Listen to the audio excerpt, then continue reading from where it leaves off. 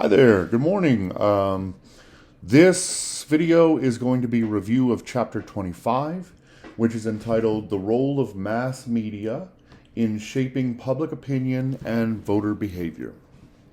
So first, we should discuss some trends in sort of contemporary times.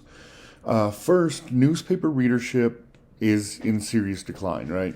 You've seen newspapers sort of across the world going bankrupt, especially smaller local newspapers. So readership is on serious decline.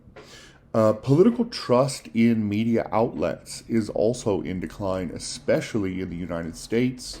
The sort of partisan perspective that our news channels take on politics is helping to drive this distrust in American media outlets, right? So outlets like MSNBC, which is very far left, and Fox News, which is very far right, and even sort of newspaper outlets like, what would be a good example? The Financial Times is very right wing.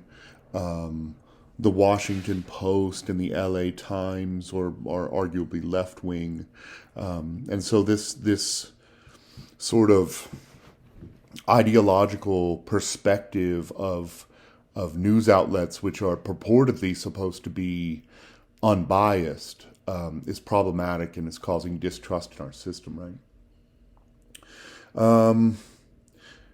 So we have, research on media effects has been very lame at best, right? We do not find very many media effects. We don't really find that media increases people's actual information. We don't find that media increases people's political interest. We don't find that media increases people's likelihood of turning out. So for the most part, media effects are rather muted. The only real way that we find an effect is through sort of experimental research. We actually have the subjects in front of you, and you can sort of change what the stimulus is, right? And test the effects of a stimulus versus no stimulus or a placebo. But when you start looking at more like comparative research or survey data, we don't really find a whole lot. There is some there are some small findings from cross-national research. For example, cross-national research does find that the media environment matters, right? So the more media choices there are in your media environment, the less likely news is going to be your choice, right? So, in the American context where we have 200 channels, it's pretty unlikely that people are going to choose news versus in the 1950s and 1960s when there were only 3 or 4 channels, and at least 2, if not all of them, were focused on news at night. So citizens were sort of forced into information gathering. But in today's media environment, where you have all of these options, news sort of takes a back burner, right? Unless you're one of these people who are already highly politically interested.